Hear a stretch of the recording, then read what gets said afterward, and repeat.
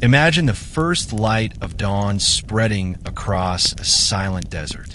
The sky glows faintly pink, then soft gold, while the shadows of tall dunes stretch like sleeping giants. Somewhere in the distance, a caravan stirs to life. The muffled groan of camels, the soft clink of bronze bells, and a low murmur of voices break the stillness. These are merchants, travelers, and wanderers, preparing for a journey that will span thousands of miles. This is the Silk Road. Not one road, but a vast web of paths threading across deserts, mountains, and cities. From the bustling streets of Xi'an in ancient China to the golden domes of Constantinople, this network carried goods, ideas, and dreams. It was never just about silk, though silk gleamed at its heart. It was about connection, the weaving together of lives across continents. Tonight, let's travel together, calmly and slowly, as if we too are part of this caravan. We will follow its routes, pause at its markets, breathe in its dangers, and discover the treasures that made it one of the most legendary journeys in history. Close your eyes, if you wish, and picture the endless horizon. Somewhere far away, a bell jingles and the caravan begins to move. Step by step, the Silk Road unfolds. The caravan moves slowly, each step a rhythm on the sand.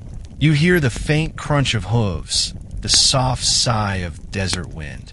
Camels sway with their burdens, carrying rolls of silk, jars of fragrant spices, and bolts of cloth dyed with colors so deep they seem to hold a piece of the night sky. Behind the merchants come guides and guards, for no one travels the Silk Road alone. Bandits wait in the shadows, and the desert itself can be a greater thief than men, stealing water, strength, and sometimes life. But this journey begins not in fear, but in purpose. In the 2nd century before our time, when the Han Dynasty looked westward, an emissary named Zhang Qian rode out to seek allies. Instead, he found entire worlds, lands of tall horses, glittering markets, and strange goods unknown to China. His reports opened the way for trade, and so the Silk Road was born, not as a single trail, but as a living network that would last for centuries. As the sun climbs higher, you picture those first merchants leaving the walls of Chang'an, the great capital. Towers gleamed above them, banners rippled, and the city's gates opened to the endless steppe. They did not yet know how far their footsteps would carry, or how their silk would one day drape the shoulders of Roman senators. But in that moment, they set history in motion. The Silk Road is not only geography, it is time itself, stretching forward like a ribbon in the sand. By midday, the caravan passes through the Gansu Corridor, a narrow stretch of land pinched between mountains and desert. Here, the Great Wall rises in places, its watchtowers keeping silent guard. Soldiers watch the travelers, weighing loyalty and risk. Beyond these gates lies a world of opportunity and peril. Merchants whisper of the lands ahead, of the Taklamakan Desert, vast and merciless, where winds bury whole cities in sand. Of oases like Dunhuang, where caves carved into stone walls glow with painted Buddhas, guiding pilgrims and traders alike. Of distant Sogdian towns, where languages mingle like coins exchanged in the market. Each mile brings the promise of profit, but also the reminder that wealth and danger walk hand in hand.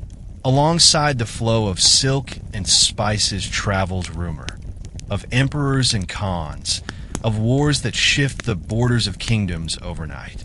The road is never still. It is alive, restless, always changing. And yet, for those who dare, it offers something more than gold. It offers wonder. A Persian poet might trade verses with a Chinese scholar. A Greek sculptor might learn new forms from a Buddhist monk. Here, On this fragile thread between worlds, humanity learns to see itself not as separate kingdoms, but as one vast caravan, forever moving, forever exchanging. Night falls slowly over the desert. Fires crackle, camels kneel, and stars bloom across the sky. The Silk Road sleeps lightly, waiting for dawn to stir it back to life. Picture the feel of silk, smooth, weightless, flowing like water through the hands. In ancient China, silk was a secret so closely guarded that revealing its method of production was punishable by death. The shimmering threads came from the humble silkworm, yet they carried the power to change empires. Woven into robes, banners, and cloth, silk was more than fabric. It was a statement of refinement, wealth, and prestige. When the first bolts of silk reached the Roman Empire, senators and nobles marveled at its softness, its delicate sheen that shifted with the light. To the Romans, accustomed to wool and linen, silk seemed like fabric made from sunlight itself. The Senate even debated whether wearing silk was moral, for it clung too closely to the skin, and some argued it weakened Roman virtue. Still, the demand only grew. Merchants whispered that silk was worth its weight in gold, and caravans set out into deserts and mountains to carry it west. But the Silk Road was not merely about silk. Alongside those glowing bolts traveled jade and porcelain, lacquerware and fine paper. Chinese tea found its way into Persian gardens. Spices from India scented the air of palaces far from their origin. And in return came treasures from the West.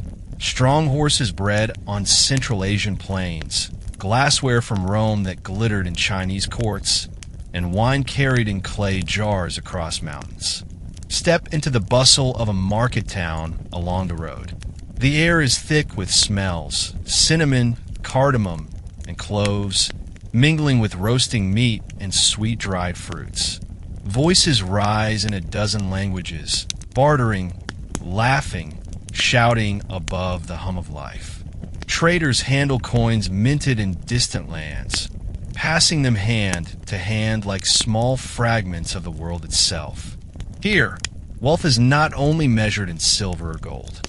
It is measured in the rare and the exotic, in the delight of tasting a fruit you have never seen before, or in the awe of holding glass so clear it reveals the flame of a lamp, as if no barrier stood between you and the fire. This is the Silk Road at its most vibrant, not just a path of survival, but of splendor. Imagine a caravan arriving in Samarkand, one of the jewels of Central Asia. Its gates open to reveal a city alive with sound and color.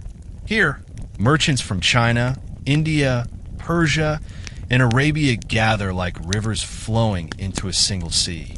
Stalls overflow with carpets woven in brilliant patterns, pottery glazed in turquoise, and bolts of cloth embroidered with golden thread. Musicians play flutes and drums, their rhythms weaving into the cries of hawkers and the laughter of children darting through the crowds. Samarkand was more than a trading post. It was a crossroad of civilizations. A Greek scholar might pause to translate a text into Syriac, while a Buddhist monk explained the teachings of the Dharma to an intrigued Persian. Science, medicine, mathematics, and astronomy all traveled these same roads, carried in the minds of wandering scholars as surely as silk was carried in packs of camels. Further west, in Byzantium, today's Istanbul, silk was so valued that emperors sought to break China's monopoly. Legend tells of two monks, sent by the Byzantine ruler in the 6th century, who smuggled silkworm eggs hidden inside hollow bamboo canes. From those tiny cocoons, an empire's industry was born. Yet even with local production, Chinese silk remained the most coveted, and caravans still wound their way across Asia, feeding the hunger of kings and nobles for this shimmering fabric. But trade was never without risk. Silk might vanish in a storm of desert sand. Spices might be stolen by raiders. Entire caravans might fall to hunger, thirst, or disease. Each journey balanced profit against peril, yet still they came. For where wealth gathers, danger always follows close behind. As you drift deeper into this story, imagine the heavy scent of musk, the gleam of ivory, the chill of silver coins changing hands under lamplight. Imagine standing in a caravanserai, a great roadside inn, where travelers share food, rest, and stories. Outside, their camels kneel in the dust. Inside, the air is thick with warmth, smoke, and the mingling of tongues. The Silk Road was not just a channel for goods. It was the heartbeat of an ancient world, pulsing with treasures beyond measure. As night spreads over the endless plains, we pause to reflect on what the Silk Road truly meant for those who lived it. For the merchant, it was wealth. For the farmer, it was survival as crops and animals found new lands to flourish. For the ruler, it was power, proof that their empire lay at the center of a world connected by trade. But perhaps the greatest treasure of the Silk Road was curiosity. A Greek physician might learn of Chinese herbs that soothe the stomach. An Indian craftsman might study Roman glass to perfect his own art. Ideas traveled faster than camels, slipping from one tongue to another, from one mind to another, shaping cultures far beyond the borders of their birth. In time, whole cuisines were transformed. Imagine a dish spiced with cinnamon from Sri Lanka, sweetened with sugar from India, and washed down with wine from Persia. Each bite carried a history, each sip a story. The Silk Road was a banquet set across continents, inviting humanity to taste the unknown. Even religion was carried along these routes. Shrines rose along the path where weary travelers prayed for safety. Icons, scriptures, and relics passed from hand to hand. The divine moved with the merchants, carried not by armies, but by caravans of faith. The air still clings with the sweetness of dates and the musk of incense. The markets quiet, the fires dim, and the stars return, watching silently as the Silk Road sleeps. But soon, we will step into its shadows, into deserts and mountains, where beauty yields to danger, and every treasure is weighed against survival. The Silk Road was not paved with gold. For every market filled with treasure, there lay miles of hardship. The desert was the first great trial, stretching wide and merciless. The Taklamakan Desert became known as the place from which no one returns. Sandstorms howled like living beasts, erasing tracks and swallowing entire caravans. Ancient travelers told of hearing ghostly voices carried on the wind, echoes of those who had perished, calling others to join them. To survive, merchants clung to the safety of oases, Dunhuang, Khotan, Turpan. Each was a fragile green jewel, a place where life pushed back against the endless sand. Here, wells gave water, orchards gave shade, and walls gave protection. Traders prayed before shrines carved in stone caves, their walls painted with Buddhas and Bodhisattvas glowing in torchlight. They prayed not for wealth, but for safe passage. Even the camels groaned at the endless dunes. Their padded feet and stubborn endurance made them the lifeline of the Silk Road. Without them, the weight of silk, spices, and porcelain could never cross these seas of sand. Yet even camels fell, their bones bleaching under a sun so fierce it seemed to drink the very breath from men's lungs. The desert gave no mercy, and yet, step by step, caravans crossed it, bound by the promise of fortune waiting beyond. Beyond the desert rose the mountains. The Pamir Range, sometimes called the roof of the world, stood as a frozen barrier between east and west. Snow glittered like silver under the sun, but beauty hid danger. Passes were narrow, paths clung to cliffs, and avalanches could sweep away entire trains of men and beasts. Travelers wrapped themselves in furs, their breath forming icy clouds in the thin air. Each step grew heavier, for at such heights the air itself became scarce. The wind shrieked through the peaks, carrying with it the scent of snow and the ever-present threat of death. It was here that caravans often moved in silence, as if afraid to wake the sleeping mountains. At night, fires gave little warmth. Merchants huddled close, whispering prayers to gods old and new, to Tungri of the steppe, to the Buddha, to Zoroaster, to Christ. On the Silk Road, faith itself became a currency, a shield against the unknown. Yet even in the mountains, trade thrived. Villages nestled in valleys offered food, shelter, and safety in exchange for cloth, beads, or stories. Highland people became guides, leading caravans through paths known only to them. These guides were the difference between life and death, and their knowledge was worth more than gold. The Silk Road was not only about movement, it was about trust. And in the mountains, trust was survival. But dangers were not only natural. Bandits haunted the roads, swift as shadows, striking from dunes or forests. Raiders on horseback could appear in a sudden storm of hooves, their cries piercing the desert air. For traders, every night was a wager. Would their goods still be theirs come morning? To defend themselves, caravans grew large. Merchants banded together, pooling guards, archers, and swordsmen. At fortified caravanserais, they rested behind walls thick enough to turn away raiders. Fires burned through the night. Watchmen patrolled the gates, and stories passed from traveler to traveler. Stories of lost caravans, of kingdoms rising and falling, of treasures seized or hidden. And yet, even with these defenses, the Silk Road was never safe.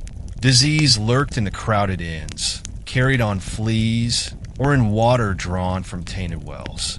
Hunger crept when supplies ran thin. Trust could fracture, partners turning on one another when gold outweighed loyalty. Still, the Silk Road endured. Why? Because for every danger, there was a reward. For every risk taken, there was the chance of riches beyond imagining. The road was peril, yes, but it was also possibility. And so the caravans marched on, like rivers carving paths through stone, flowing ever westward. As night falls once more, the fires of a caravanserai flicker against the dark. Somewhere, a flute plays softly, a song of longing and distance. The Silk Road breathes, restless, alive with both fear and hope. If silken spices were the treasures of the Silk Road, then ideas were its true legacy. Caravans carried more than goods. They carried beliefs, dreams, and visions of the divine. From India, Buddhism spread eastward, carried by monks who joined caravans as travelers, teachers, and healers. In dusty way stations, they unfurled scrolls filled with the words of the Buddha, their voices echoing softly in the flicker of firelight. Pilgrims such as Faxian and Xuanzang braved deserts and mountains to collect sacred texts, returning to China with bundles of sutras on their backs. Along the route, they left shrines and monasteries, places of prayer where merchants could rest not only their bodies but their souls. In the painted caves of Dunhuang, one still finds the legacy of these wanderers. Walls glow with serene Buddhas seated among lotus flowers, guardians who watched over travelers in their perilous journeys. Imagine a weary trader, hands blistered, eyes stinging from sand, stepping into such a cave. Here, he would kneel in silence, his mind lifted from the weight of trade, reminded that there was more to life than profit. But Buddhism was not alone. From Persia came Zoroastrian fire temples, their flames symbols of purity and truth. From the Middle East came Christianity, carried by missionaries who spoke of a shepherd who laid down his life for his flock. Later, Islam would spread swiftly across the Silk Road, building mosques in the very cities where Buddhist stupas and Zoroastrian shrines had once stood.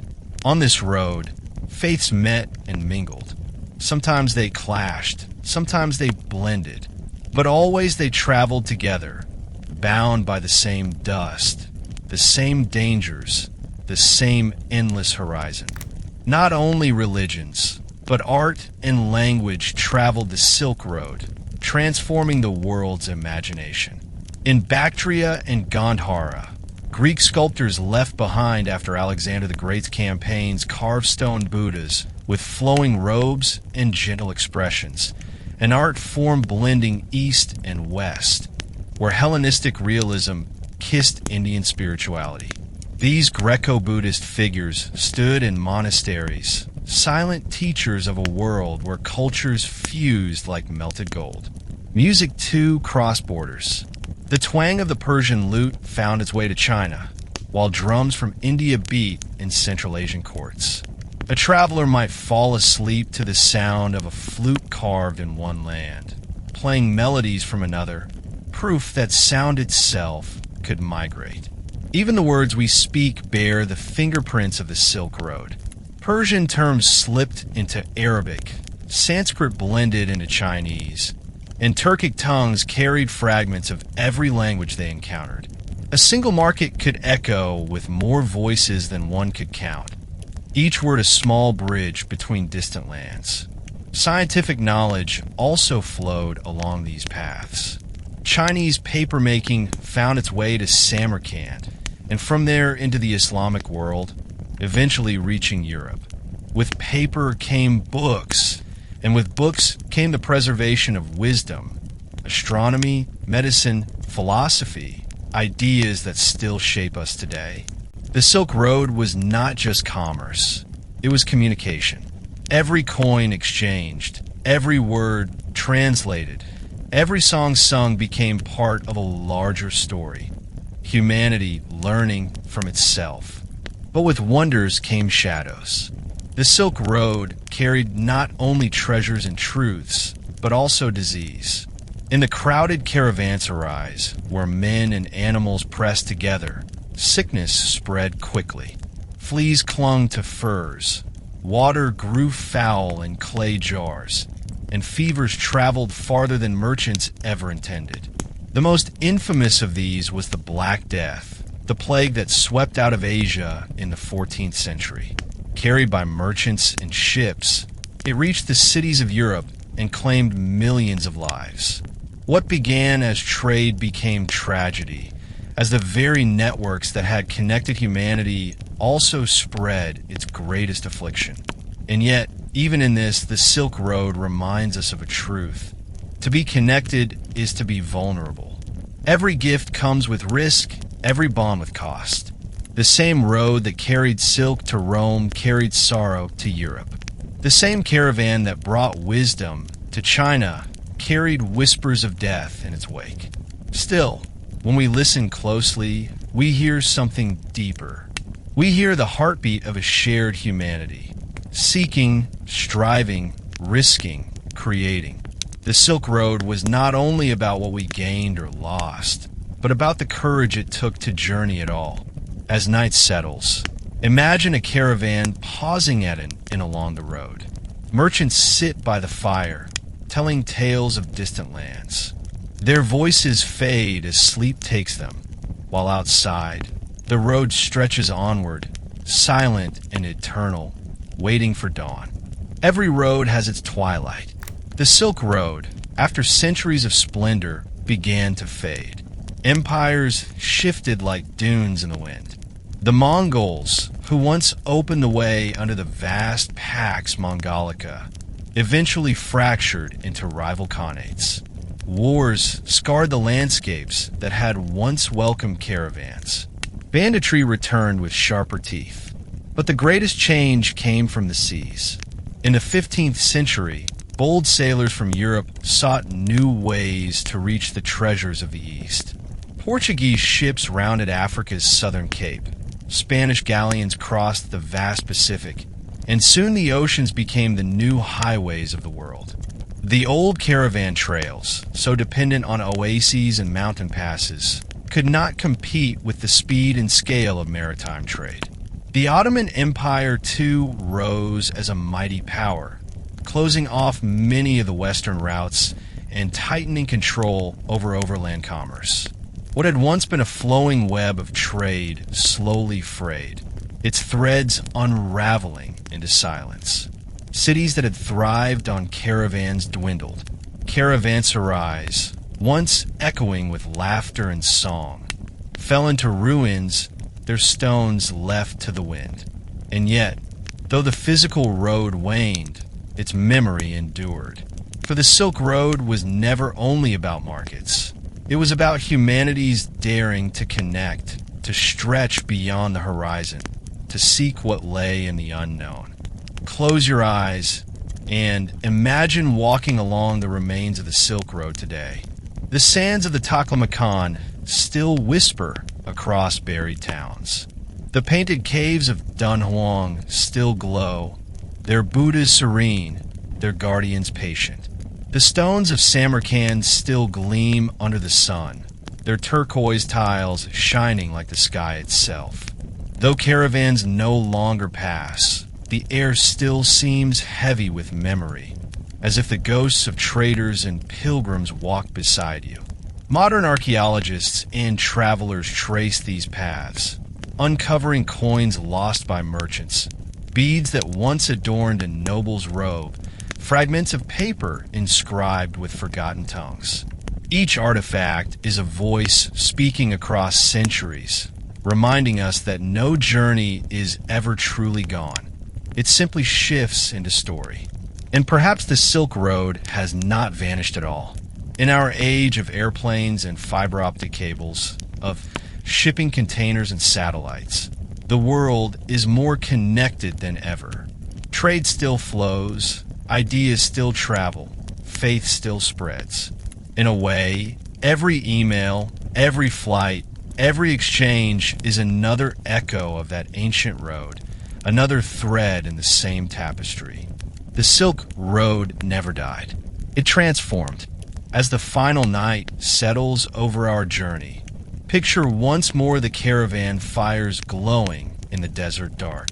Merchants sit together, speaking in many tongues, sharing food and stories. Above them, the stars burn bright, as they did centuries ago, as they do tonight, as they always will. The Silk Road was never just a road. It was a meeting place of worlds. It was silk from China on Roman shoulders, spices from India in Persian kitchens, stories from Arabia sung in Chinese courts. It was laughter, prayer, fear, and wonder, all bound together by the simple act of movement, of daring to walk into the unknown and to meet a stranger with open hands. And so, as our 2-hour journey draws to a close, let us remember that we are all still part of that story. Each of us carries threads from distant places, words, foods, ideas, dreams that once traveled along that ancient road. We are its heirs, its continuation, its living legacy. The Silk Road sleeps now, silent beneath sand and stone, but its spirit endures. Like a whisper across the dunes, like a bell on a camel's neck, it reminds us that humanity's greatest treasure has always been connection. Rest now, traveler. The caravan has reached its end. The fires dim, the stars keep watch, and the road stretches quietly into eternity.